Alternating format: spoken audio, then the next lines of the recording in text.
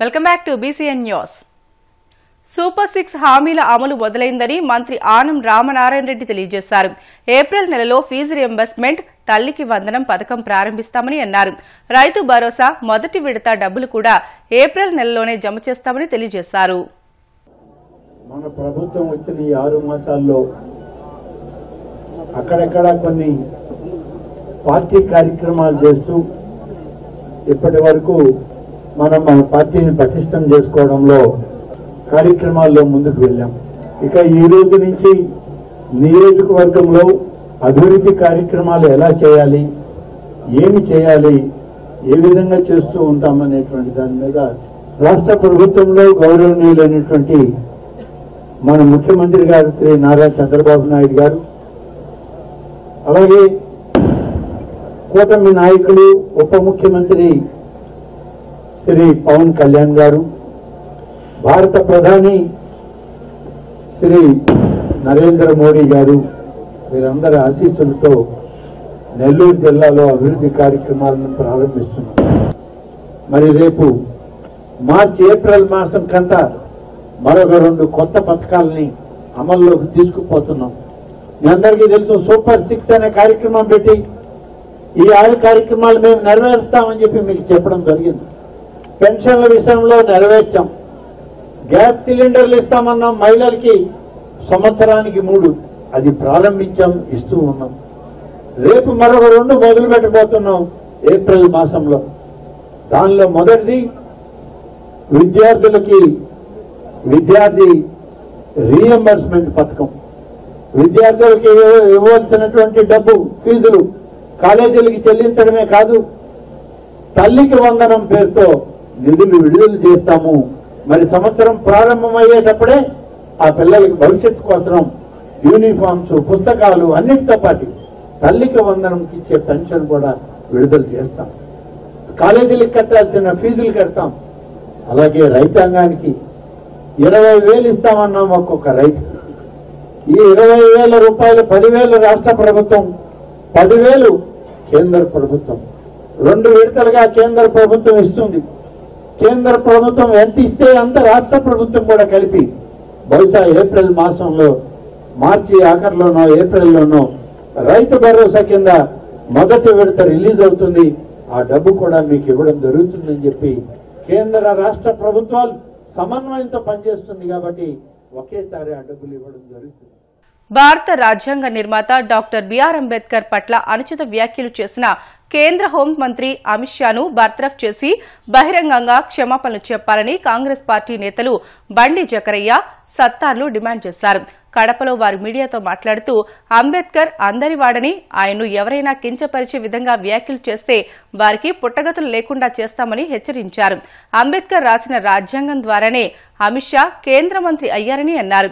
అమిత్ షా తక్షణం బహిరంగంగా క్షమాపణలు చెప్పాలని డిమాండ్ చేశారు.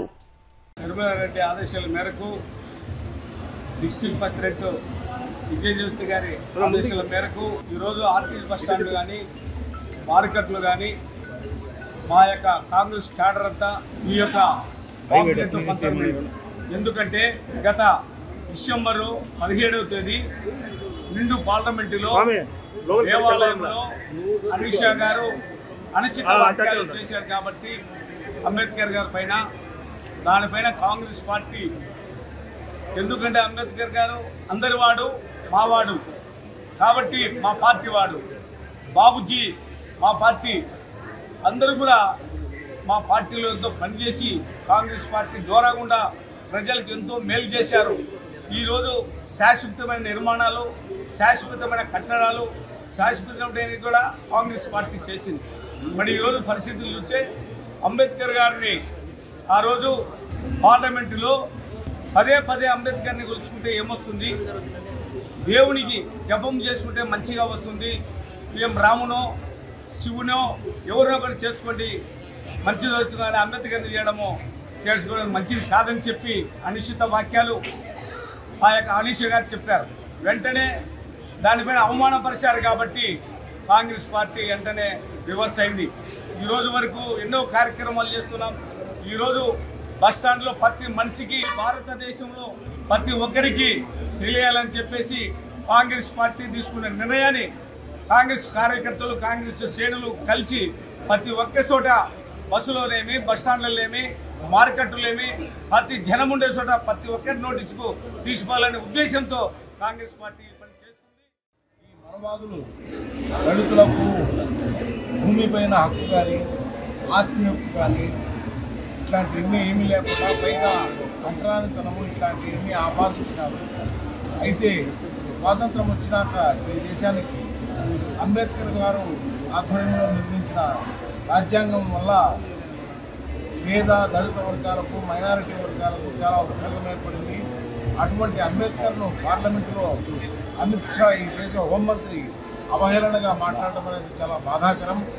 ఆయన వెంటనే ఈ దేశానికి, దేశ ప్రజలకు క్షమాపణ చెప్పాలని, మోడీ గారు ఆయన్ను హోంమంత్రిగా బర్తరఫ్ చేయాలని చెప్పి మేము కాంగ్రెస్ పార్టీగా డిమాండ్ చేస్తున్నాం. అనేక రోజులుగా ఈ కార్యక్రమాలు కొనసాగిస్తున్నాం. ధర్నాలు కానీ, హర్తాళ్లు కానీ, పికెటింగ్లు కానీ, రాస్తారోకోలు కానీ, ఇతరత్ర కార్యక్రమాలన్నీ చేస్తున్నాం. అందులో భాగంగానే ఈరోజు మా యొక్క వైఖరిని, కాంగ్రెస్ పార్టీ యొక్క వైఖరిని, అంబేద్కర్ పట్ల, బాపూజీ పట్ల, రాజ్యాంగం పట్ల మా వైఖరిని తెలియజేస్తూ మనవాదుల విధానాలను నిరసిస్తూ ఈ కరపత్రాలను తయారు చేసి ఆర్టీసీ బస్టాండ్ తదితర ఏరియాలలో డిస్ట్రిబ్యూట్ చేస్తున్నాము. అందరికీ విషయాలు తెలియాలని ఈ కార్యక్రమాలు చేస్తున్నాము. కడప నగరానికి సంబంధించిన కోఆర్డినేటర్ చక్రయ్య గారి ఆధ్వర్యంలో ఈ కార్యక్రమం. భారతదేశ ఔన్నత్యాన్ని ప్రపంచమంతా చాటి చెప్పిన మహోన్నత వ్యక్తి స్వామి వివేకానంద అని కాకినాడ జిల్లా కలెక్టర్ షణ్మోహన్ సగిలి కొనియాడారు.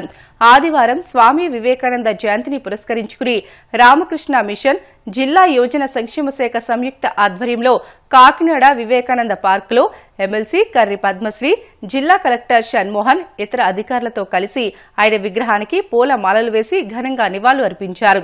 ఈ కార్యక్రమంలో జిల్లా యోజన సంక్షేమ శాఖ సీఈఓ కేఎస్వి కాశీ విశ్వేశ్వరరావు, రామకృష్ణ సేవా సమితి ప్రెసిడెంట్ విఎల్ గాంధీ తదితరులు పాల్గొన్నారు. గారు ఎన్నో మెసేజెస్ ఇచ్చారు. మరి ఈ యూత్ డే రోజు అందరూ కూడా స్వామి వివేకానంద గారు ఇచ్చిన మెసేజెస్ అనుకుంటారో, లేదంటే నోటి నుంచి రాలిన ఆ సరస్వతీదేవి ఆని ముత్యాలనుకుంటారో కానీ వాటిని అందరూ కూడా ఆచరించి దేశ భవిష్యత్తు నిర్మాణం మీ చేతిలో ఉన్నదని గుర్తుపెట్టుకొని ప్రతి ఒక్క ముందడుగు వేస్తారని నేను ఆశిస్తున్నాను.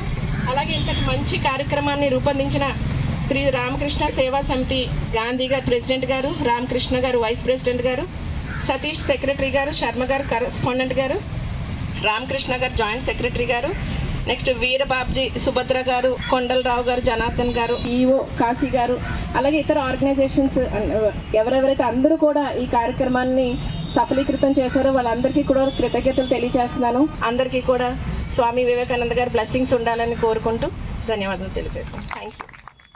వైకుంఠ ద్వార దర్శన టోకెన్ల కోసం తిరుపతి తొక్కిసలాట ఘటనలో గాయపడి కోలుకున్న మరో 28 మంది శ్రీవారిని దర్శించుకున్నారు. వారందరికీ టీటీడీ అధికారులు దగ్గరుండి శ్రీవారి దర్శనం కల్పించారు. గాయపడ్డ వారికి ప్రత్యేక దర్శనం కల్పించాలని టీటీడీ అధికారులను చైర్మన్ బీఆర్ నాయుడు ఆదేశించారు. ఈ మేరకు కోలుకున్న భక్తులకు ప్రోటోకాల్ బ్రేక్ దర్శనం కల్పించారు. ప్రభుత్వం, టీటీడీ బోర్డు అధికారులు తమను చాలా జాగ్రత్తగా చూసుకున్నారని భక్తులు తెలియజేశారు. విశాఖపట్నం నుంచి వచ్చానంటే నా పేరు నాగరాజు అండి, మా మిస్సెస్ అంటే ఈశ్వరమ్మ అండి, మా అబ్బాయి సిద్ధార్థ అండి. మేము వైకుంఠ దర్శనం కోసం టికెట్ల కోసం లైన్లో ఉన్నామండి. ఏదో యాచోచితంగా ఆ తొక్కిసలాట జరగడం వల్ల బాగా డ్యామేజ్ అయిపోయాడు బాగాను. దానికేమో మాకు వెంటనే ప్రభుత్వం వారు కానీ అందరూ కూడా వెంటనే హాస్పిటల్కి తీసుకెళ్ళి ట్రీట్మెంట్ చేసి అన్నీ చాలా బాగా చూసుకున్నారండి. ఇప్పుడు కూడా వైకుంఠ దర్శనాన్ని కూడా నీట్గా తీసుకొచ్చి దేవస్థానానికి తీసుకొచ్చి దర్శనం చేయించి మళ్ళీ మన యథాస్థితిగా మమ్మల్ని ఎక్కడికైతే దేవెట్టాలో అక్కడ దేవెడుతున్నారండి. దీనికి మేము ప్రభుత్వం వారికి, దేవస్థానం వారికి అందరికీ పేరు పేరున ధన్యవాదాలు చెప్తున్నామండి. దేవస్థానం వారు మా మిస్సెస్కి అండి 5 lakhs ఇచ్చారండి. నాకు చెక్ ఏమో ఇంటికాడ ఇస్తానన్నారండి, విశాఖపట్నంలో ఇస్తానన్నారు. దానికి మేము గవర్నమెంట్ వారు, సీఎం గారు అయితే ఏదైతే ప్రకటించారో యథావిధిగా మాకు డబ్బులు అందించారండి. దానికి మేము శతవిధాలా అందరికీ నమస్కారం చేసుకుంటాం. అక్కడ జరిగినా సరే అందరూ కూడా దగ్గరుండి మాకు హాస్పిటల్లో కానీ బయటను కానీ ఇక్కడ టీటీడీ వాళ్ళు కానీ అందరూ కూడా మమ్మల్ని దగ్గరుండి అన్ని విధాలుగా మమ్మల్ని బాగా తీసుకొచ్చారు. అన్ని సౌకర్యాలు మాకు ఎటువంటి లోటుపాట్లు లేకుండా అన్ని సౌకర్యాలు చూసుకున్నారు. టీటీడీ వాళ్ళు మాకు రాత్రి 5 లక్షల రూపాయలు నాకు ఇవ్వడం జరిగింది. దానికి నేను వాళ్ళకి, గవర్నమెంట్ వాళ్ళకి, టీటీడీ వాళ్ళకి అందరికీ నేను రుణపడి ఉంటాను. వార్తలు ముగించే ముందు ముఖ్య అంశాలు మరొకసారి. నారావారిపల్లెలో సంక్రాంతి సంబరాలు, ముగ్గుల పోటీలో పాల్గొన్న మహిళలకు చంద్రబాబు కుటుంబం కానుకలు.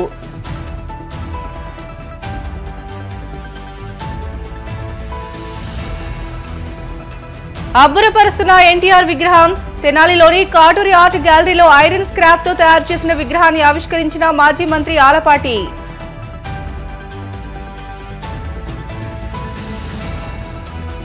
ఫిబ్రవరి 4 నుంచి అరసవల్లిలో శ్రీ సూర్య భగవానుడి రథసప్తమి వేడుకలు పగడ్బందీగా ఏర్పాట్లు చేయాలని ఆదేశించిన కేంద్ర మంత్రి రామ్మోహన్ నాయుడు. రైతు వ్యతిరేక జీవో 22ను టీడీపీ కూటమి ప్రభుత్వం తక్షణమే రద్దు చేయాలి. కాంగ్రెస్ పార్టీ నాయకులు తులసిరెడ్డి డిమాండ్. ఇవి ఇప్పటివరకున్న బులెటిన్లోని అప్డేట్స్. మరిన్ని వార్తల కోసం BCN digital YouTube channel, Facebook పేజీని ఫాలో అవ్వండి. అప్డేట్ వార్తల కోసం ప్లీజ్ డూ సబ్స్క్రైబ్.